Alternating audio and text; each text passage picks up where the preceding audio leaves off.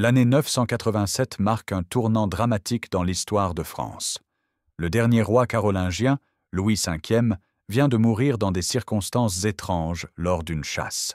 Il avait seulement 20 ans et aucun héritier. Pour la première fois depuis 2 siècles, le trône de France se retrouve vacant. Les grands seigneurs du royaume se regardent avec méfiance. Qui va prendre le pouvoir? Charles de Basse-Lorraine, l'oncle du défunt roi, revendique ses droits. Il est le dernier descendant direct de Charlemagne encore en vie. Mais ce prince vit depuis des années en exil, soutenu par l'empereur germanique. Les nobles français le considèrent comme un étranger, presque un traître. Au cœur de cette crise, un homme observe la situation avec attention. Il ne porte pas encore de couronne, mais son influence rivalise déjà avec celle des rois. Hugues Capet, duc des Francs, compte parmi les seigneurs les plus puissants du royaume. Pourtant, personne ne se doute qu'il va fonder la plus longue dynastie de l'histoire de France. Pour comprendre l'ascension de Hugues Capet, il faut remonter 1 siècle en arrière. Sa famille, les Robertiens, n'est pas une lignée de nobles obscurs. Elle a déjà donné 2 rois à la France, Eudes et Robert Ier, qui ont tous 2 arraché le trône aux Carolingiens lors de périodes de crise.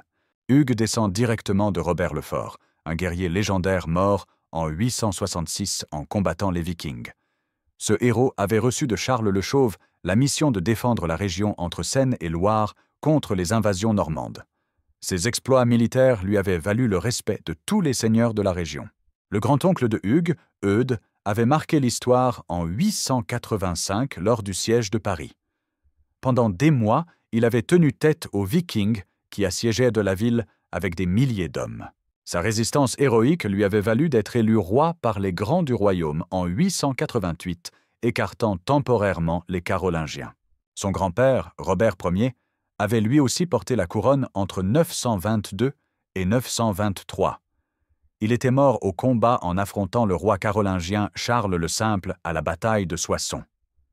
Même dans la défaite, sa mort héroïque avait consolidé la réputation guerrière de sa famille. Le père de Hugues, Hugues le Grand, avait choisi une stratégie différente. Plutôt que de chercher directement le trône, il avait préféré exercer le pouvoir dans l'ombre. Les chroniqueurs de l'époque l'appelaient « le faiseur de rois », tant son influence était déterminante dans le choix des souverains. Cette stratégie s'était révélée payante.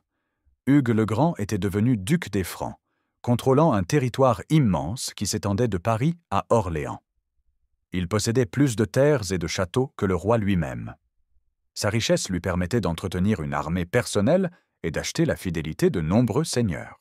Le mariage de Hugues le Grand avec Hedwige de Saxe avait encore renforcé la position de la famille. Cette princesse était la sœur d'Otton Ier, l'empereur du Saint-Empire romain germanique. Cette alliance donnait aux Robertiens un soutien international de premier plan et les plaçait sur un pied d'égalité avec les plus grandes dynasties européennes. Quand Hugues le Grand meurt en 956, son fils Hugues hérite de tous ses titres et de toute sa puissance.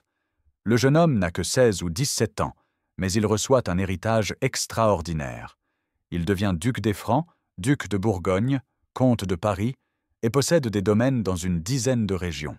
Le jeune Hugues Capet doit rapidement apprendre à naviguer dans les eaux troubles de la politique médiévale. Son premier défi est de conserver l'héritage paternel face aux convoitises des autres grands seigneurs. Plusieurs tentent de profiter de sa jeunesse pour lui arracher des territoires ou des droits. Sa première épreuve majeure survient en 960. Le roi carolingien Lothaire tente de reprendre le contrôle du duché de Bourgogne que détenait Hugues. La guerre éclate entre les 2 hommes. Hugues découvre alors ses talents militaires. Il organise la résistance bourguignonne et parvient à repousser les armées royales. Cette victoire lui apporte une reconnaissance immédiate. Les seigneurs bourguignons, qui avaient d'abord douté de ce jeune duc, commencent à respecter son autorité. Hugues comprend que la force militaire reste le fondement ultime du pouvoir dans cette époque turbulente. Mais il développe aussi d'autres qualités. Contrairement à beaucoup de nobles de son époque, Hugues sait lire et écrire. Il s'entoure de conseillers lettrés et s'intéresse aux affaires de l'Église. Cette culture lui permet de comprendre les enjeux politiques complexes de son temps. Hugues cultive particulièrement ses relations avec le clergé. Il sait que l'Église possède une influence considérable sur l'opinion publique. Il fait de généreuses donations au monastère et s'impose comme le protecteur de plusieurs abbayes importantes. Cette politique lui attire la sympathie de nombreux évêques et abbés. Sa gestion de ces domaines révèle également ses capacités d'administrateur. Hugues modernise l'exploitation de ses terres, développe le commerce et encourage l'artisanat dans ses villes. Ses revenus augmentent régulièrement, lui donnant les moyens de financer ses ambitions politiques. Le jeune duc noue aussi des alliances matrimoniales habiles. En 968, il épouse Adélaïde d'Aquitaine, la fille du duc d'Aquitaine. Ce mariage lui ouvre l'accès au sud de la France et étend considérablement son réseau d'influence. Quand sa première épouse meurt, il se remarie avec Adélaïde de Poitou, consolidant encore ses positions dans l'ouest du royaume. Parallèlement, Hugues entretient des relations cordiales avec l'empereur germanique, son oncle maternel. Cette alliance familiale lui assure un soutien diplomatique précieux et le protège contre d'éventuelles attaques venues de l'Est. Pendant que Hugues consolide sa puissance, la dynastie carolingienne s'enfonce dans la décadence. Le roi Lothaire, qui règne depuis 954, multiplie les erreurs politiques. Son règne est marqué par des guerres continuelles et des échecs diplomatiques. En 978, Lothaire commet sa plus grave erreur. Il décide d'attaquer l'empereur Otton II pour tenter de reconquérir la Lorraine. Cette campagne se solde par un désastre complet. Les armées carolingiennes sont écrasées, et Otton II riposte en envahissant la France. Les troupes germaniques arrivent jusqu'aux portes de Paris. Hugues Capet joue alors un rôle ambigu mais décisif. Officiellement, il soutient son roi contre l'invasion étrangère. Mais ses liens familiaux avec l'empereur lui permettent de négocier secrètement. Il obtient le retrait des troupes germaniques en échange de garanties diplomatiques. Cette crise révèle la faiblesse dramatique du pouvoir royal. Lothaire n'a pu repousser l'invasion qu'avec l'aide de son vassal le plus puissant. L'humiliation est complète quand les chroniqueurs rapportent que l'empereur Otton II a fait retourner la girouette du palais royal de Compiègne vers l'est, symbole de soumission. La réputation militaire des Carolingiens s'effondre définitivement. Les grands seigneurs commencent à se demander ouvertement si cette dynastie déclinante mérite encore de régner. Hugues Capet, en revanche, sort grandi de la crise. Il apparaît comme l'homme providentiel qui a sauvé le royaume. Les dernières années du règne de Lothaire confirment cette tendance. Le roi vieillit prématurément, rongé par ses échecs répétés. Il perd progressivement le contrôle de ses vassaux et de son administration. Plusieurs régions du royaume échappent complètement à son autorité. En 986, Lothaire meurt subitement à l'âge de 45 ans. Son fils Louis V lui succède, mais ce jeune homme de 20 ans n'a ni l'expérience ni la prestance nécessaires pour redresser la situation. Les grands seigneurs l'observent avec scepticisme, attendant qu'il fasse ses preuves. Louis V n'aura pas cette chance. Moins d'un an après son couronnement, il meurt dans un accident de chasse en mai 987. Les circonstances de sa mort restent mystérieuses. Certains chroniqueurs évoquent une chute de cheval, d'autres parlent d'un empoisonnement. Quoi qu'il en soit, la dynastie carolingienne directe s'éteint avec lui. La mort de Louis V plonge le royaume dans une crise de succession majeure. Pour la première fois depuis l'avènement de Pépin le Bref en 751, aucun héritier carolingien direct ne peut revendiquer le trône. Cette situation inédite ouvre tous les possibles. Charles de Basse-Lorraine, oncle du défunt roi, se présente comme le prétendant légitime. Il est effectivement le dernier descendant mâle de Charlemagne encore vivant. Mais son cas pose plusieurs problèmes majeurs aux grands seigneurs du royaume. Premièrement, Charles vit en exil depuis plusieurs années à la cour de l'empereur germanique. Les nobles français le considèrent comme un étranger qui a trahi son pays, en s'alliant aux ennemis héréditaires du royaume. Sa légitimité dynastique ne compense pas cette tare politique. Deuxièmement, Charles n'a jamais démontré ses capacités de dirigeant. Il n'a ni terres importantes, ni vassaux fidèles en France. Son retour sur le trône nécessiterait l'appui de l'empereur germanique, ce qui ferait du royaume de France une sorte de protectorat étranger.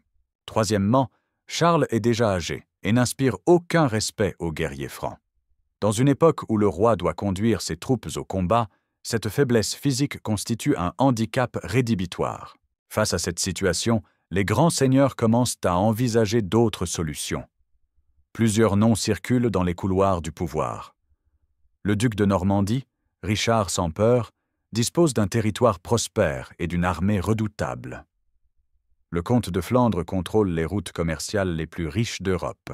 Mais un homme domine tous les autres par sa puissance et son prestige. Hugues Capet. Le duc des Francs possède plus de châteaux, plus de terres et plus de vassaux que tous ses rivaux. Sa famille a déjà régné 2 fois sur la France. Son expérience politique et militaire est incontestable. Surtout, Hugues bénéficie d'un atout décisif, le soutien de l'Église. L'archevêque de Reims, Adalbéron, et son conseiller Gerbert d'Aurillac, tous deux proches de la cour ottonienne, lui apportent leur appui. Or, l'archevêque de Reims détient le privilège ancestral de sacrer les rois de France. Cette alliance avec l'Église n'est pas fortuite. Hugues a soigneusement cultivé ses relations avec le clergé pendant des décennies. Il a financé la construction de nombreuses églises, soutenu la réforme monastique et protégé les biens ecclésiastiques contre les pillages. Cette politique lui vaut maintenant un soutien décisif. Hugues Capet ne laisse rien au hasard dans sa conquête du trône. Dès la mort de Louis V, il active tous ses réseaux d'influence pour préparer son élection. Cette campagne politique révèle ses talents de stratège et sa parfaite connaissance des rouages du pouvoir médiéval. Sa première démarche consiste à s'assurer du soutien de l'Église. L'archevêque Adalbéron de Reims devient son principal allié. Cet homme cultivé et ambitieux comprend que l'avenir de l'Église française passe par l'alliance avec une dynastie forte. Les Carolingiens décadents ne peuvent plus garantir la protection du clergé. Adalbéron dispose d'un conseiller exceptionnel, Gerbert d'Aurillac, le plus grand intellectuel de son époque. Ce moine érudit maîtrise les mathématiques, l'astronomie, la logique et la rhétorique. Il a étudié en Espagne et connaît parfaitement les œuvres des philosophes antiques. Son soutien donne à la candidature de Hugues une caution intellectuelle inestimable. La deuxième étape consiste à neutraliser Charles de Basse-Lorraine. Hugues ne peut pas éliminer physiquement son rival, qui bénéficie de la protection impériale. Il choisit donc de le discréditer politiquement. Ses agents répandent des rumeurs sur la trahison de Charles, qui a choisi l'exil plutôt que de servir son pays. Parallèlement, Hugues multiplie les contacts avec les autres grands seigneurs du royaume.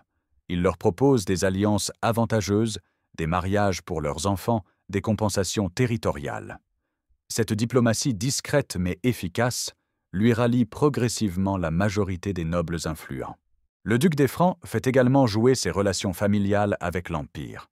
Bien qu'officiellement neutre, l'empereur Otton III ne voit pas d'un mauvais œil l'élévation de son cousin Hugues au trône de France. Cette bienveillance impériale rassure les seigneurs qui craignaient une intervention militaire en cas de conflit de succession. Hugues prend soin de présenter sa candidature comme un retour aux traditions. Il met en avant l'expérience de sa famille dans l'art de gouverner, rappelant les règnes de ses prédécesseurs Eudes et Robert Ier. Il se pose en continuateur de l'œuvre de Charlemagne, mais avec une légitimité plus authentiquement française. Cette stratégie porte ses fruits. Quand les grands seigneurs se réunissent à Senlis au début de l'été 987, Hugues dispose déjà d'une majorité confortable. Ses adversaires potentiels ont été neutralisés un par un, soit par des accords amiables, soit par des pressions diplomatiques. En juillet 987 à Senlis, une assemblée extraordinaire se réunit pour choisir le nouveau roi des Francs. Cette élection va marquer un tournant décisif dans l'histoire de France, même si les contemporains n'en mesurent pas encore toute la portée. L'Assemblée réunit tous les grands vassaux du royaume, ducs, comtes, évêques et abbés. Chacun d'eux dispose d'une voix et peut théoriquement défendre sa propre candidature. Mais la réalité politique limite rapidement les choix à 2 hommes, Charles de Basse-Lorraine et Hugues Capet. L'archevêque Adalbéron de Reims ouvre les débats par un discours remarquable. Il expose les qualités nécessaires pour gouverner le royaume dans cette période troublée.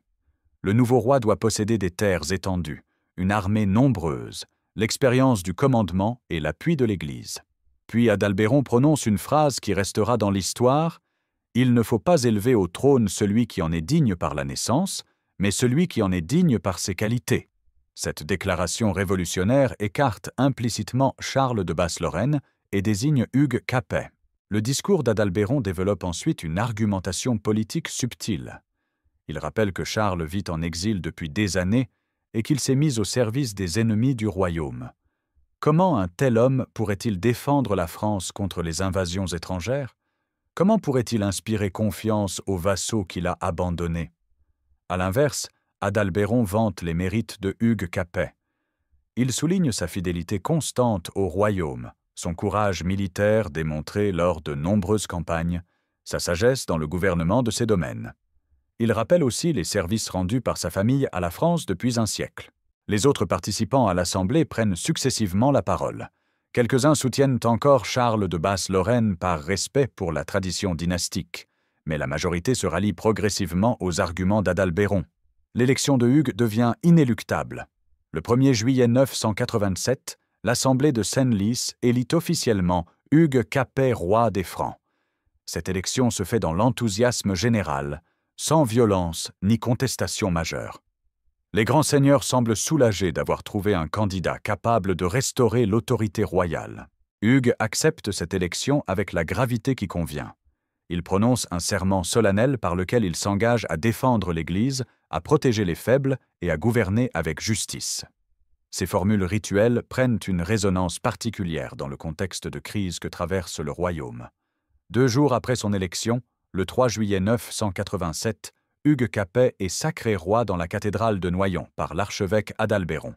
Cette cérémonie revêt une importance capitale car elle confère au nouveau souverain une légitimité religieuse incontestable.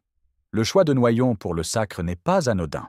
Cette ville se trouve au cœur des domaines personnels de Hugues, ce qui facilite l'organisation de la cérémonie et garantit sa sécurité. De plus, Noyon possède une cathédrale magnifique, digne d'accueillir un couronnement royal. Le rituel du sacre suit la tradition inaugurée par Pépin le Bref en 751. Cette cérémonie d'origine germanique avait été adoptée par les Carolingiens pour renforcer leur légitimité face aux derniers rois mérovingiens. Hugues reprend donc consciemment l'héritage carolingien tout en s'en démarquant. La cérémonie commence avant l'aube. Hugues se présente devant l'autel vêtu d'une simple tunique blanche, symbole de pureté. L'archevêque Adalbéron récite les prières rituelles, puis procède à l'onction sainte. Il verse sur la tête du nouveau roi l'huile consacrée, censée lui transmettre la grâce divine. Cette onction constitue le moment le plus solennel du sacre. Selon la théologie de l'époque, elle transforme Hugues en représentant de Dieu sur terre. Le nouveau roi n'est plus un simple seigneur élu par ses pairs, mais le lieutenant du Tout-Puissant chargé de gouverner le peuple chrétien. Après l'onction, Adalbéron remet à Hugues les insignes royaux, l'épée de Charlemagne, le sceptre surmonté d'une fleur de lys et la couronne ornée de pierres précieuses. Chaque objet symbolise un aspect du pouvoir royal, la force militaire, l'autorité politique et la dignité sacrée. La cérémonie s'achève par l'acclamation des assistants. Les grands seigneurs présents crient ensemble « Vive le roi Hugues !» Cette acclamation populaire confirme l'acceptation du nouveau souverain par l'aristocratie du royaume. Elle clôt symboliquement la période d'interrègne ouverte par la mort de Louis V. Le nouveau roi sort de la cathédrale transfiguré. Hugues Capet, âgé de 47 ans au moment de son élection, possède désormais une légitimité que ne peuvent plus contester ses adversaires. Le sacre l'a placé au-dessus de tous les autres seigneurs du royaume. Mais Hugues sait que cette légitimité religieuse ne suffira pas à imposer son autorité. Il doit maintenant prouver qu'il mérite la confiance que lui ont accordée les grands du royaume. Les véritables défis commencent après le sacre. Hugues Capet découvre rapidement que porter la couronne est plus difficile que la conquérir. Ses premiers mois de règne sont marqués par une série de crises qui testent sa détermination et ses capacités de dirigeant. La première menace vient de Charles de Basse-Lorraine, qui n'a pas renoncé à ses prétentions dynastiques. Soutenu par quelques seigneurs lorrains fidèles aux Carolingiens, Charles tente de reconquérir son héritage par la force. Il rassemble une petite armée et lance des raids contre les possessions royales. Ces attaques, bien que limitées, représentent un danger politique majeur. Si Charles parvenait à remporter quelques victoires, il pourrait rallier les nostalgiques de la dynastie carolingienne. Hugues doit donc réagir fermement pour étouffer cette rébellion dans l'œuf. Le nouveau roi mobilise rapidement ses vassaux et lance une contre-offensive. Ses troupes, mieux organisées et plus nombreuses, repoussent facilement les partisans de Charles. Plusieurs châteaux lorrains tombent aux mains des forces royales, et Charles doit se réfugier dans la forteresse de Laon. Mais Hugues comprend qu'une solution purement militaire ne suffira pas. Il faut neutraliser définitivement Charles de Basse-Lorraine pour éliminer toute contestation de sa légitimité. Une occasion se présente grâce à la trahison d'Asselin, l'évêque de Laon, qui livre la ville aux troupes royales en 991. Charles de Basse-Lorraine est capturé et emprisonné. Il mourra en captivité quelques années plus tard, mettant fin définitivement aux prétentions carolingiennes. Cette victoire consolide considérablement la position de Hugues et décourage les autres opposants potentiels. Parallèlement, le nouveau roi doit faire face à l'insoumission de plusieurs grands vassaux. Le duc de Normandie, le comte de Flandre et le duc d'Aquitaine testent sa détermination en refusant d'accomplir leurs devoirs féodaux. Ils espèrent profiter de la transition dynastique pour accroître leur indépendance. Hugues adopte une stratégie différenciée selon ses interlocuteurs. Avec certains, il privilégie la négociation et les concessions mutuelles. Avec d'autres, plus récalcitrants, il n'hésite pas à employer la force. Cette politique du bâton et de la carotte s'avère efficace pour restaurer progressivement l'autorité royale. Dès la première année de son règne, Hugues assure l'avenir de sa dynastie. Quelques mois après son élection, il associe à la royauté son fils aîné, Robert, le 30 décembre 987. Cette décision révèle sa remarquable clairvoyance politique.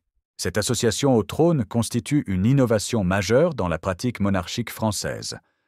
Jusqu'alors, les rois ne désignaient leur successeur qu'à l'approche de la mort. Hugues révolutionne cette tradition en faisant élire et sacrer son fils de son vivant. Cette stratégie vise plusieurs objectifs. Premièrement, elle habitue les grands seigneurs à l'idée que la royauté devient héréditaire dans la famille capétienne. Deuxièmement, elle évite une nouvelle crise de succession qui pourrait profiter aux ennemis de la dynastie. Troisièmement, elle permet à Robert de s'initier progressivement aux responsabilités royales. Le jeune Robert, âgé d'une vingtaine d'années, possède déjà une solide expérience militaire et administrative. Hugues l'a associé au gouvernement de ses domaines ducaux et l'a envoyé en mission diplomatique auprès de plusieurs cours européennes. Cette formation pratique complète son éducation théorique. Le pouvoir royal, exercé en commun entre père et fils, devient tout à la fois indivisible et héréditaire. Cette double royauté fonctionne harmonieusement, car Robert respecte scrupuleusement l'autorité paternelle. Les deux hommes se répartissent les tâches selon leurs compétences respectives. Hugues conserve la direction de la politique extérieure et les négociations avec les grands vassaux. Robert s'occupe principalement des affaires militaires et de l'administration des domaines royaux.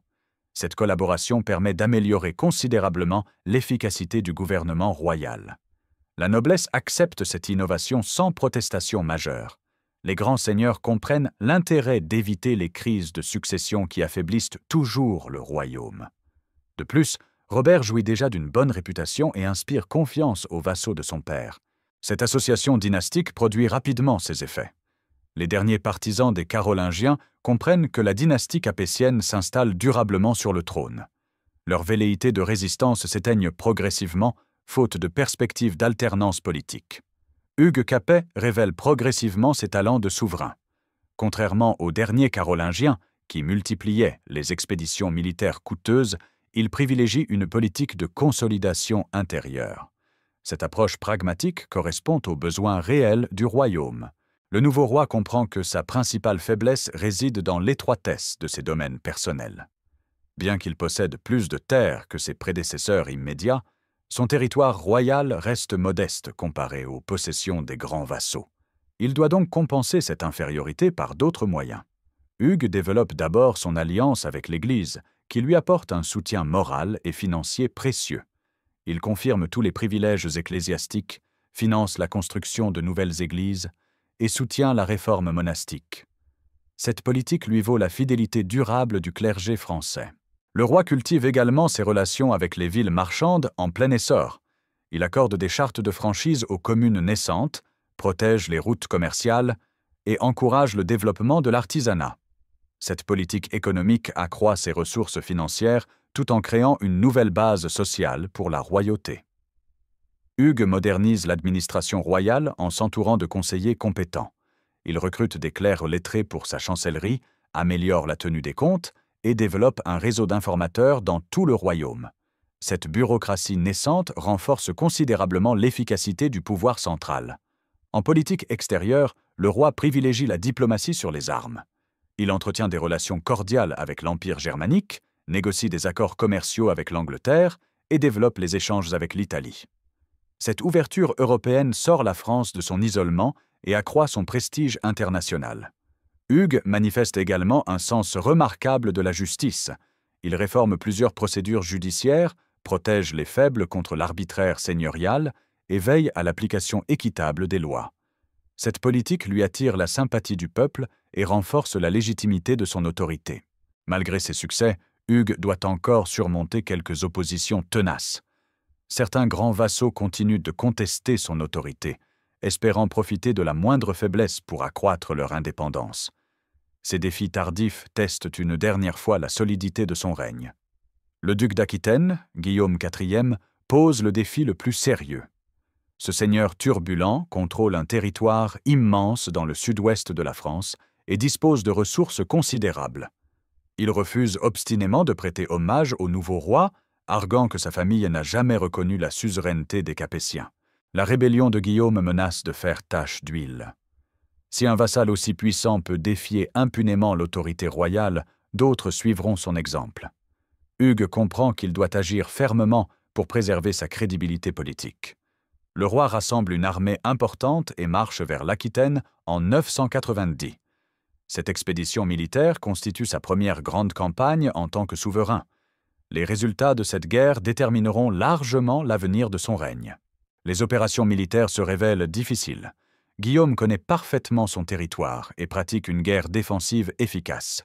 Il évite les batailles rangées, harcèle les colonnes royales et se réfugie dans ses châteaux fortifiés quand la pression devient trop forte. Hugues découvre les limites de sa puissance militaire. Son armée, composée principalement de vassaux du nord de la France, souffre du climat méridional et de l'éloignement de ses bases. Les sièges de châteaux consomment énormément de ressources sans garantir des résultats rapides. Après plusieurs mois de campagne indécise, Hugues opte pour une solution diplomatique. Il propose à Guillaume un compromis honorable. Le duc conservera tous ses territoires et ses prérogatives, mais devra reconnaître formellement la suzeraineté royale et fournir une aide militaire en cas de besoin. Guillaume accepte cet accord qui préserve son prestige tout en satisfaisant les exigences d'Hugues. Cette négociation révèle la sagesse politique du roi qui préfère une soumission formelle à une guerre ruineuse et incertaine. Le réalisme l'emporte sur l'orgueil dynastique. D'autres défis ponctuent les dernières années du règne. Le comte de Flandre teste sporadiquement l'autorité royale, profitant de ses liens avec l'Angleterre pour négocier en position de force. Le duc de Normandie maintient une attitude ambiguë, oscillant entre soumission et indépendance selon les circonstances. Hugues gère ces crises avec la même approche pragmatique. Il évite les affrontements directs quand c'est possible, privilégiant toujours la négociation et le compromis. Cette stratégie préserve ses forces tout en maintenant l'unité du royaume. En 996, après 9 ans de règne, Hugues Capet meurt à Melun à l'âge de 56 ans. Sa disparition marque la fin d'un règne fondateur qui a transformé en profondeur la monarchie française. Peu de souverains auront eu un impact aussi durable sur l'histoire de leur pays. Le bilan de son règne révèle l'ampleur de ses réalisations. Hugues a réussi à installer durablement sa dynastie sur le trône de France, éliminant définitivement la menace carolingienne. Il a restauré l'autorité royale après des décennies de déclin, imposant le respect de ses vassaux les plus puissants. Sur le plan institutionnel, ces innovations marquent une rupture importante avec les pratiques antérieures. L'association de son fils Robert au trône établit le principe de l'hérédité monarchique. Cette réforme fondamentale évitera à la France les crises de succession qui déchirent les autres royaumes européens. L'alliance privilégiée que Hugues a nouée avec l'Église transforme également la nature du pouvoir royal. La monarchie capétienne devient profondément chrétienne, légitimée par le sacre et soutenue par le clergé. Cette dimension religieuse renforcera considérablement l'autorité des successeurs d'Hugues. En politique extérieure, le nouveau roi a su repositionner la France sur l'échiquier européen. Ses relations équilibrées avec l'Empire germanique et l'Angleterre donnent au royaume une marge de manœuvre diplomatique inédite. Cette indépendance internationale préfigure le rôle majeur que jouera la France médiévale. Hugues laisse aussi un royaume pacifié et prospère. Ses réformes administratives ont amélioré l'efficacité du gouvernement, tandis que sa politique économique a favorisé l'essor du commerce et de l'artisanat. Cette prospérité fournira les ressources nécessaires aux grandes entreprises de ses successeurs. La transition dynastique s'effectue sans heurts. Robert II, déjà associé au trône depuis 987, succède naturellement à son père. Cette continuité institutionnelle contraste avec les crises qui avaient marqué les derniers changements de règne. L'innovation d'Hugues porte ses fruits. Les contemporains ne mesurent pas immédiatement la portée historique de ce règne. Pour eux, Hugues n'est qu'un roi de plus dans la longue histoire de France.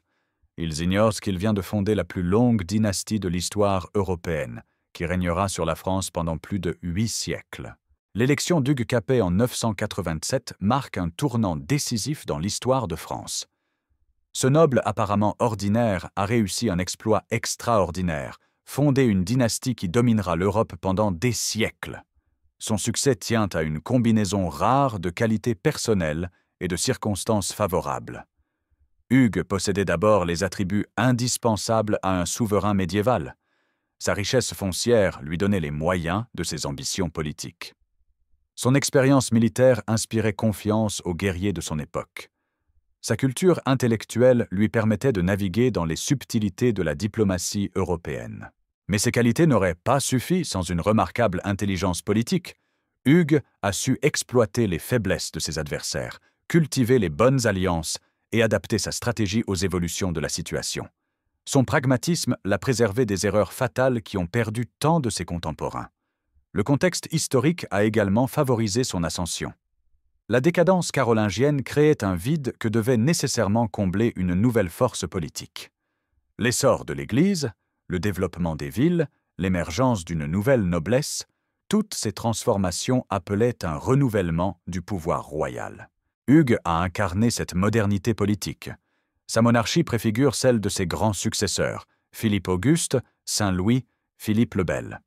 Elle pose les fondements institutionnels sur lesquels s'appuieront les Capétiens pour construire l'État français moderne. L'histoire a validé le choix des électeurs de Senlis. La dynastie issue d'Hugues Capet donnera à la France certains de ses plus grands souverains et lui permettra de devenir la première puissance européenne. Cette réussite millénaire trouve son origine dans l'intelligence et la détermination d'un homme qui refusa de laisser le trône à un prince incapable. Hugues Capet avait accompli sa mission historique, sauver la France de l'anarchie féodale et lui redonner un avenir. Ce noble inconnu, devenu roi par ses mérites, lègue à ses descendants un héritage inestimable. Sa lignée régnera sur la France jusqu'en 1848, traversant Révolution et Restauration, prouvant la solidité des fondations qu'il avait posées. L'humble duc des Francs était devenu, sans le savoir, le père de la France moderne. Son nom Capet, du latin capa, la chape des chanoines qu'il portait comme abbé laïque de Saint-Martin de Tours, désignera désormais l'une des plus illustres dynasties de l'histoire européenne. Un destin exceptionnel pour un homme qui n'avait d'autre ambition que de bien servir son pays.